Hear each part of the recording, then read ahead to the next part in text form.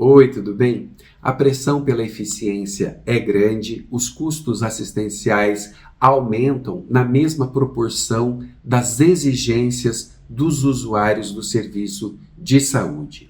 Os desafios para a saúde suplementar no Brasil são enormes, a curto, médio e longo prazo. Sobre o tema, eu converso com Francisco Balestrin. Ele é presidente da Federação dos Hospitais, Clínicas, Laboratórios e Entidades de Saúde de São Paulo, do Sindicato dos Hospitais, Clínicas, Laboratórios e Entidades de Saúde de São Paulo e do Colégio Brasileiro de Executivos da Saúde. Ele fala conosco de São Paulo. Tudo bem, Francisco? Tudo bem.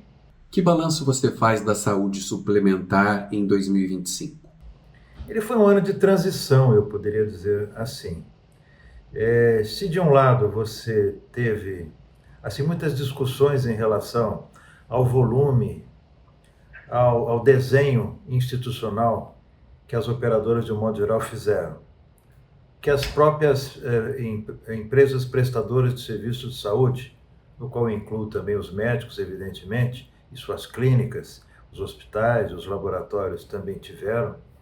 E, além disso, nós tivemos, todos vocês se lembram, uma mudança interessante na Agência Nacional de Saúde Suplementar. Todos vocês sabem que o setor de saúde suplementar no nosso país, ele é regulado, talvez seja um dos setores mais regulados no nosso país, e esse ano nós tivemos duas alterações na agência. Uma nova diretora, a Lenise, e um novo diretor-presidente, o Vadir. Então, no fundo, nós vamos ter não só as mudanças que estruturalmente estão acontecendo, como claramente nós vamos ter também um direcionamento político distinto em relação, claro, aos projetos políticos daqueles que de alguma forma estão ascendendo as agências. Quais os desafios que foram superados, mas que de alguma forma ainda vão ecoar agora em 2026? Somos um mercado, na minha opinião, consolidado, sob o ponto de vista de regras, de regulamentos, de conhecimento do mercado. Mas, de qualquer forma, existe sempre uma preocupação em relação à sua sustentabilidade econômico-financeira, que eu acho que é isso que mais, de alguma forma, nos aflige, né? Porque quando você tem essa preocupação, e essa preocupação ela mostra que nós temos um número ainda de pessoas que, embora seja significativo, não é suficiente para que se mantenha toda essa estrutura de saúde privada que nós temos no nosso país. E me parece também que nós temos muitos problemas, ou muitas questões a serem discutidas, eu não diria nem que são problemas, onde falta uma política, na minha percepção, bem clara por parte do governo federal, e eu já explico por que isso, sob o ponto de vista de organização. Então vamos lá, o que é que eu quero dizer com isso? Vamos fazer uma comparação com o setor bancário, né, com o setor financeiro no nosso país. Nós temos um Banco Central que é absolutamente regrado, definido, e coloca clara quais são as regras e como esse processo todo ele deve funcionar. Mas o setor de saúde suplementar, ele nos últimos tempos ele passou a ser um pouco esquecido, na minha opinião, pelo setor, pelas autoridades públicas nossas. Eu não estou me referindo à agência, porque a agência ela sempre de alguma forma cumpriu o seu papel, mas eu me refiro muito à percepção de que o setor de saúde suplementar, e eu não estou me referindo à medicina privada, porque a medicina privada ela não necessariamente é igual à medicina suplementar. A medicina privada é enorme no nosso país, né? Quando a gente fala, eventualmente, em recursos a serem aportados no setor de saúde no nosso país, a gente vai ver que do total de recursos, praticamente 40% são recursos públicos e 60% são recursos privados. E, de novo, quando a gente fala em recursos privados, 60% desses recursos privados não são oriundos da medicina suplementar, são oriundos das pessoas que gastam no dia a dia a sua saúde, aquilo que a gente chama de out of pocket. Então, a medicina privada no nosso país, ela é muito maior que a medicina pública e ela também é maior quando se coloca a medicina suplementar junto. Então a gente não pode confundir uma e outra. Então me parece que esse mercado de saúde, saúde privada, mereceria um pouco mais de atenção das autoridades sanitárias brasileiras, sejam elas federais, mas principalmente, e sejam elas estaduais e municipais. O desenho de um funcionamento eficaz, ele passa exatamente pelo conhecimento daquilo que acontece no setor privado pelo setor público, não interferindo, claro, né? Mas de alguma forma criando condições favoráveis ao fomento, ao desenvolvimento, à organização, à estruturação, coisas que muitas vezes são deixadas de lado. Então, as grandes discussões que acontecem hoje, por exemplo, entre prestadores de serviços de saúde e operadores de plano de saúde, elas muitas vezes elas não são mediadas adequadamente por quem precisa mediar, que tanto pode ser o próprio setor privado como o setor público. Eu, durante muitos anos, fui presidente de uma outra entidade chamada ANAP, Associação Nacional de Hospitais Privados. Tentamos muito encontrar mecanismos de mediação das relações.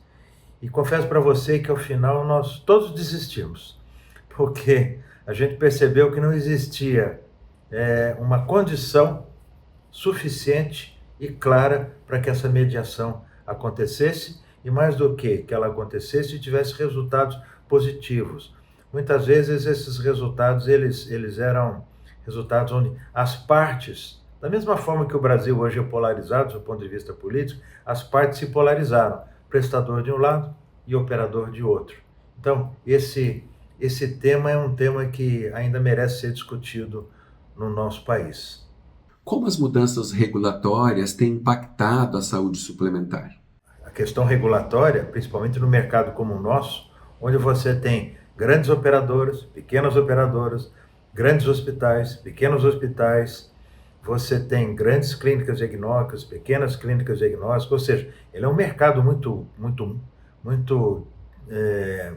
heterogêneo.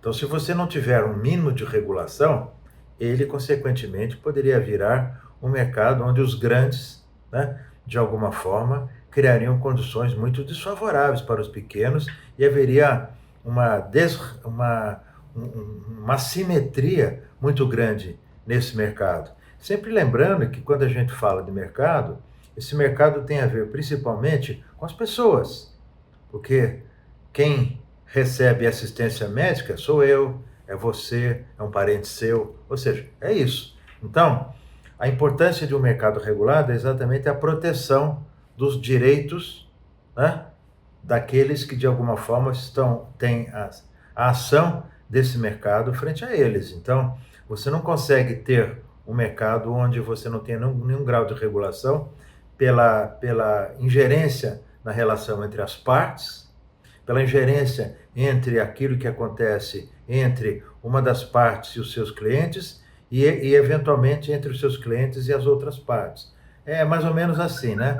Muitas vezes, quem presta serviço não é quem paga não é quem presta serviço e nem quem recebe serviço. Na sua percepção, Francisco, essas alterações regulatórias têm atendido os interesses de todos os atores deste processo? Então, a agência, ela não tem que fazer regulações focadas no interesse das partes. O que ela tem que fazer, e isso sim é claramente, é reconhecendo a simetria desse mercado, tentar fazer com que ele seja o mais simétrico possível, e mais do que isso, que ele seja o mais justo para quem? Para o usuário.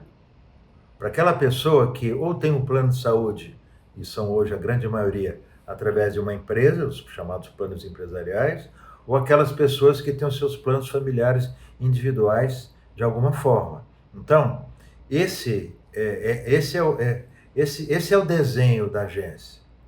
É claro que ela também precisa ter assim muita parcimônia em relação a isso, porque também, de alguma forma, criar condições única e exclusivamente para que os desejos individuais sejam cumpridos, isso também cria condições que podem ser condições desequilibrantes, seja do seu ponto de vista econômico-financeiro, seja do seu ponto de vista de qualidade, seja do seu ponto de vista de atenção propriamente dito.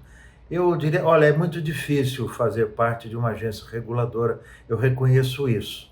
Alguns anos atrás, eu até era mais crítico em relação às agências, né? Hoje eu tenho uma crítica cuidadosa, porque eu sei como é complexo você, dentro de um ambiente como esse, né, tentar criar todas as condições para que vocês possam ter assim discussões que ao mesmo tempo dê sustentabilidade econômica e financeira para os operadores, que é fundamental, porque o mercado privado brasileiro ele não se sustenta sem a existência das operadoras de plano de saúde, porque são elas as grandes financiadoras do setor privado. 80 a 90% das receitas dos prestadores de serviços de saúde é oriundo daquilo que as operadoras de plano de saúde aportam, né, e pagam. Então, a sustentabilidade das operadoras interessa muito aos prestadores. Por outro lado, os prestadores também precisam ser, de alguma forma, cuidadosos na sua operação, no seu dia a dia, para que não haja exageros nem de um lado nem de outro, para que você não tenha uma instituição, um conjunto de instituições focados única e exclusivamente no resultado econômico e financeiro, porque com certeza isso muitas vezes pode prejudicar aquilo que a gente chama de governança clínica, ou seja, cuidar das necessidades dos pacientes. E por outro lado, se você também tiver instituições única e exclusivamente focada no melhor, no mais adequado, na mais alta tecnologia, você também pode causar um desequilíbrio econômico e financeiro, muitas vezes desnecessariamente. Como a incorporação das novas tecnologias tem impactado a saúde suplementar? A gente sempre deve respeitar novas tecnologias. Mas as tecnologias também, ela tem as suas limitações, principalmente as limitações focadas naquilo que a gente tem que cuidar, que é as limitações focadas naquilo que é importante, naquilo que realmente traz para o cidadão, traz para os pacientes e traz para as instituições vantagens competitivas de um lado e vantagens técnicas e institucionais de outro. Se você simplesmente usa a tecnologia por ela ser mais cara, com a finalidade única e exclusiva, de um lado, aumentar os seus ganhos econômicos e financeiros, está errado. Simplesmente testar novas tecnologias à custa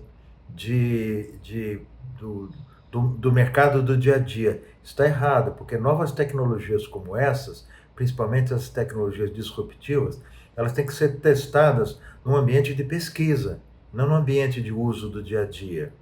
Então, esses aspectos todos, eles criam condições, muitas vezes, negativas, para que você tenha um equilíbrio entre as partes.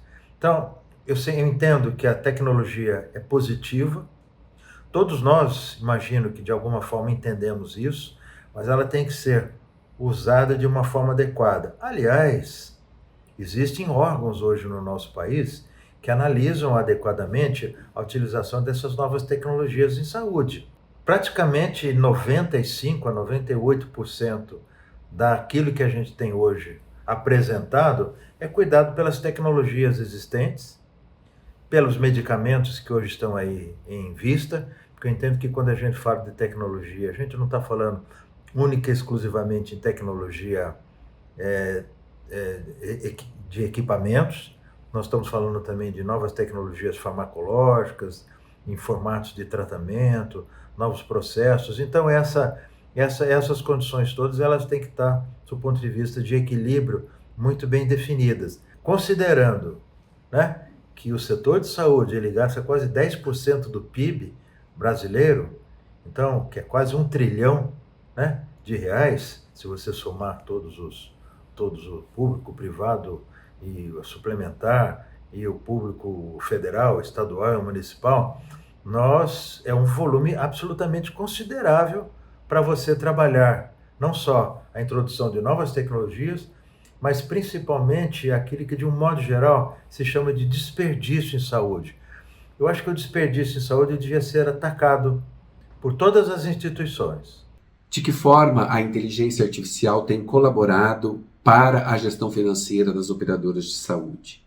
A gente pode fazer triagens de dados, de informações e de casos. Com ela, a gente pode fazer uma seleção adequada daquilo que pode ser ou não definido como algo a ser coberto ou não coberto, pago ou não pago, e assim sucessivamente, né? Eu vejo a inteligência artificial como um poderoso instrumento. Eu não, todos nós hoje estamos assim, muito focados na introdução de inteligência artificial em todos os setores, e no setor de saúde, além de tudo aquilo que a gente pode trazer para o setor administrativo e financeiro, que serve tanto para operadoras como para prestadores, claro, dentro do seu limite. E também hoje fica claro que a gente tem muitas operadoras que têm serviços de prestação e muitos prestadores de serviço que hoje também estão entrando na área da própria operação de planos de saúde. Então, esse desenho ele vai ficar assim muito junto, né? Mas a gente não deve se esquecer que também a inteligência artificial ela é muito poderosa enquanto instrumento para cuidado assistencial. Eu diria até para você que é aí que ela mostra a sua maior potencialidade, porque ela pode ajudar no atendimento médico, no início, à medida que o médico e os outros profissionais de saúde podem, sim, utilizar, né, chatbots, pode utilizar a própria inteligência para ir fazendo os seus prontuários e atendendo, principalmente quando o trabalho manual é maior do que o trabalho intelectual. Por outro lado, nos serviços diagnósticos, você tem hoje claramente a utilização de inteligência artificial. Eu vou te dar um exemplo. Nós aqui hoje nós temos um think tank da saúde chamado ARCA. E nós estamos fazendo hoje uma pesquisa que é a utilização de inteligência artificial no diagnóstico precoce de tumor de pulmão ou de câncer de pulmão. Porque muitas vezes as pessoas elas vão ao pronto-socorro com uma tosse, uma suspeita de gripe, uma suspeita de uma patologia mais simples, até de Covid ou qualquer coisa. E elas fazem lá um raio-x ou fazem uma tomografia e se nota no máximo umas infiltrações que podem eventualmente demonstrar a existência de uma doença infecto-contagiosa ou viral. Hoje, através de inteligência artificial, você consegue detectar com uma precocidade, às vezes de anos, o surgimento de um pequeno ponto que mais para frente vai se transformar, por exemplo, num ponto oncológico, num câncer de pulmão. Então vejam o que isso, de um lado, significa para o cidadão, que tem esse diagnóstico precoce feito, com muita antecedência, e até para a economicidade do sistema. Porque quando você tem um diagnóstico de anos à frente, e você já o trata, é muito melhor do que tratá-lo numa condição mais para frente, onde você vai ter necessidade de terapia intensiva, cirurgias, internações mais longas, procedimentos mais complexos, medicamentos mais caros. Então vejam como, por exemplo, a inteligência artificial ela é importante em todos os setores para a saúde como um todo, seja para prestadores, seja para operadores, tanto no campo administrativo e financeiro, quanto no campo da assistência médica hospitalar, propriamente dita. Como a judicialização das demandas de saúde impactam a saúde suplementar? Quando você observa as estatísticas, onde você tem processos, né, que são abertos contra o poder público, via SUS, ou contra operadores de plano de saúde, você vai ver que os números são assim absurdos. Chegam quase que a casa do bilhão de real no ano que passou. Então, esses números eles são muito claros, muito exorbitantes. E, claro, você precisa fazer aí, separar o joio do trigo.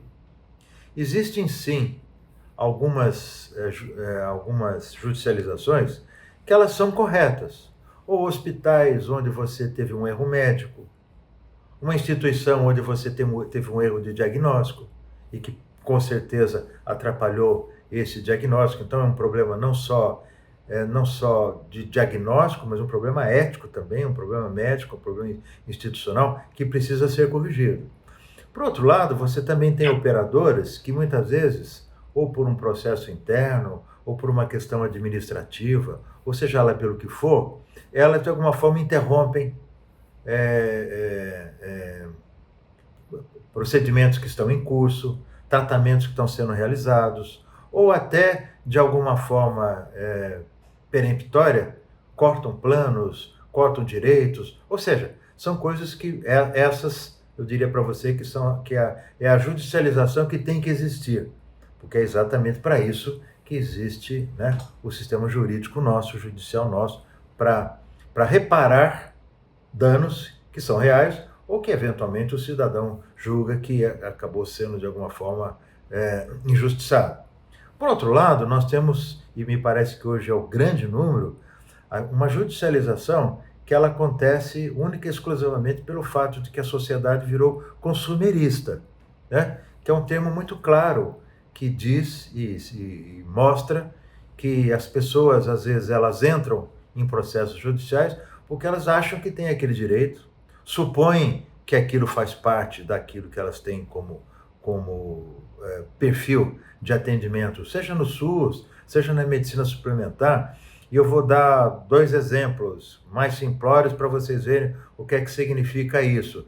Por exemplo, o cidadão ou a cidadã que solicita que o poder público ou a medicina suplementar, né, a operadora de plano de saúde, forneça fraldas para crianças ou para pessoas idosas que eventualmente estão com algum problema que precisam utilizar fraldas, né? E entram com ações assim muito graves, muito severas, pedindo coisas como sabonetes, alimentos, ou seja, que é aquela judicialização, eu diria assim, mas bem consumerista. Por outro lado, existe aquela judicialização, e essa, para mim, é aquela que todos nós devemos estar muito atentos, que são aquelas que elas caminham na beira da seriedade, na beira, muitas vezes, daquilo que a gente define como algo a ser feito claramente pela sociedade, onde você busca a utilização de medicamentos que ainda não estão completamente liberados para o uso no dia a dia. Então você tem ações, muitas vezes grandes e fortes, relacionadas ou com escritórios de advocacia, ou o que é pior, escritórios de advocacia junto com associações de pacientes, ou o que é pior ainda, associações de pacientes, escritórios de advocacia e médicos, né? Que muitas vezes, que são colegas nossos, mas que nos envergonham por esse comportamento. O que nos faz pensar, muitas vezes, que existe não só uma visão médica, uma visão magnânima no sentido de estar ajudando aquele paciente, mas também um interesse econômico financeiro que esse processo aconteça e vá para frente. E como as fraudes impactam o sistema? Então, as fraudes, elas acontecem desde fraudes onde você tem um aumento de procedimentos que muitas vezes não aconteceram. Por outro lado, você pode ter fraudes onde você tem a definição de pedidos e procedimentos que não aconteceram, a utilização de medicamentos que não são adequados ou de exames que são solicitados que não são necessários, isso também é uma fraude, né? E mais ainda, hoje, você tem verdadeiras organizações criminosas, e a gente tem tido a oportunidade de ver isso, no sentido de que você tem solicitações de procedimentos, de exames, de casos, que muitas vezes não acontecem, até de pacientes que já não existem mais, ou porque nos deixaram, ou porque não fazem mais parte de um plano de saúde. Então, esses casos, eles são muito evidentes. Quando a gente fala de desperdício, fraudes são um formato de desperdício muito grande. Porque, além disso, nós temos um outro processo, que não são fraudes na relação com a medicina suplementar, mas são fraudes com a saúde como um todo, como, por exemplo, medicamentos falsificados. produtos que são roubados e são revendidos. Isso tudo é um desperdício enorme.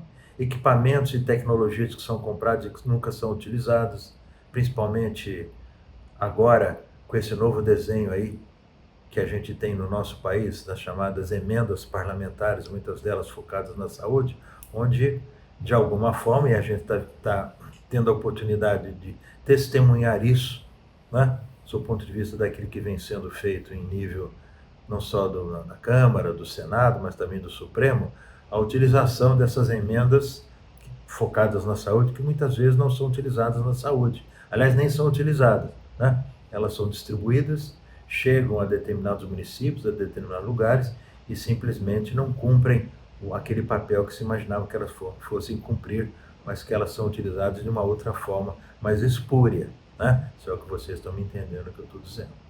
Os clientes estão cada vez mais exigentes. Quais são os caminhos para equalizar os interesses e manter a sustentabilidade financeira das operadoras? Melhor do que você ter uma necessidade de criar conflito com essa clientela é trazê-la para perto, para próximo, né? Eu vou dar um exemplo para você. Eu tenho um amigo querido que está com mieloma múltiplo agora, né? E vai ter que fazer um transplante de medula. Eu outro dia estava conversando com ele e com a esposa para ver como é que estava sendo essa trajetória, essa navegação dele dentro do setor de saúde. E ele tem um plano de saúde bom, mas veja você que esse plano de saúde ele cria condições ineficazes para o atendimento dele.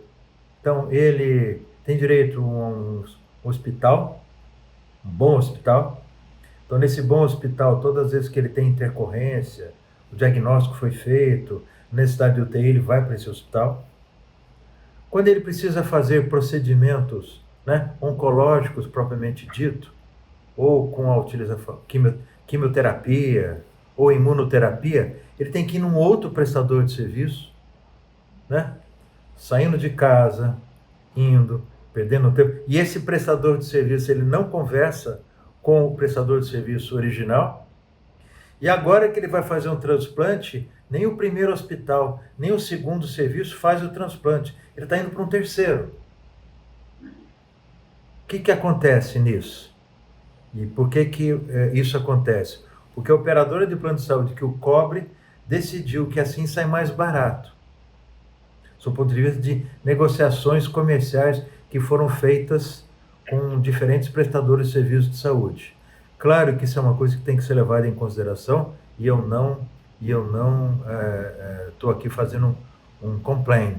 Eu simplesmente estou dizendo o seguinte: se esse cidadão tivesse um atendimento, né, da sua jornada numa instituição única, que poderia ter sido negociado, estruturado, organizado, seria melhor para a operadora de plano de saúde e seria muito melhor para o cliente.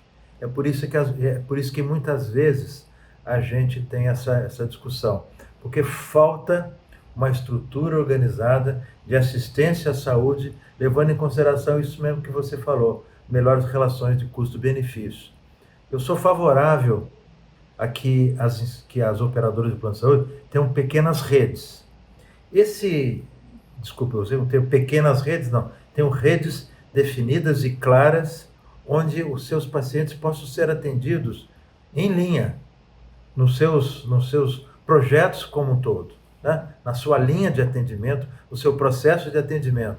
Então, é muito melhor que as operadoras, elas, na minha percepção, tenham negócios institucionais com instituições de boa qualidade, estruturadas, organizadas, onde você pode ter uma negociação, inclusive econômico-financeira, melhor, do que elas apresentem falsamente, na minha opinião, uma rede enorme, com vários prestadores de serviço, que muitas vezes essas redes foram feitas por causas políticas ou até comerciais, no momento passado, mas que hoje elas não atendem mais isso que você falou, a necessidade nem dos clientes e, na minha opinião, nem das operadoras. Quais os modelos assistenciais se mostram mais factíveis, na sua opinião? Você precisa trabalhar essas jornadas assistenciais que interessem tanto para um lado quanto para o outro. Para que isso aconteça, não só você tem que ter boa vontade empresarial de um lado e de outro, claro, como você precisa ter uma boa dose, hoje, na minha opinião, de digitalização do setor de saúde. Como você colocou, inteligência artificial, processos acontecendo à distância, necessidade de você ter tecnologia aportada, mas que seja necessária e adequada. Ou seja, esse desenho ele tem que ser conjunto entre quem paga e quem produz. As operadoras que têm redes verticalizadas, eu diria para você que muitas vezes isso pode acontecer na própria casa. Aquelas que não têm, o ideal é que elas tivessem prestadores de serviço solidários, com grande grau de trabalhos e confiança uma nas outras. E um dos piores problemas no setor de saúde suplementar, e a gente já tem estudos demonstrando isso, é exatamente a falta de confiança que existe entre os setores, né? Um achando que está cobrando demais, o outro achando que está pagando de menos, um achando que não está cuidando do paciente. Essas grandes discussões que muitas vezes acontecem e que geram as famosas e famigeradas glosas, atrasos e discussões que são assim, situações como se fossem, eu diria para você, como se fosse um vírus contaminando, um vírus da desconfiança, contaminando esse processo como um todo. Então, cada vez mais que você tiver processos mais gerenciados, processos mais automatizados, processos que possam ser geridos menos com a presença do homem ou da mulher, né, do profissional, mas mais através de inteligência artificial e de outros procedimentos automatizados, portanto, deixando a desconfiança de lado, porque uma máquina, por enquanto, até onde eu sei, não desconfia da outra. Então, porque se o procedimento está definido e claro, está definido e claro. As regras de negócio estão definidas, as regras de negócio estão claras, eles vão seguir essas regras. Eventualmente, se houver algo, essa discussão, ela sai como exceção. Então, eu diria para você que esse novo entrosar e essa diminuição do grau de desconfiança e a vontade de se fazer juntos, teria que ser, na minha opinião, aquilo que mais se fosse buscar. Exatamente por conta disso é que eu vejo um papel importante nas entidades associativas, porque elas podem ser uma terceira parte que ajude nisso, ou escritórios, né, que possam, de consultoria, que eventualmente possam ajudar nisso. Francisco, obrigado pela entrevista. Ok, amigo. Até a próxima. Obrigado pela atenção. Até breve.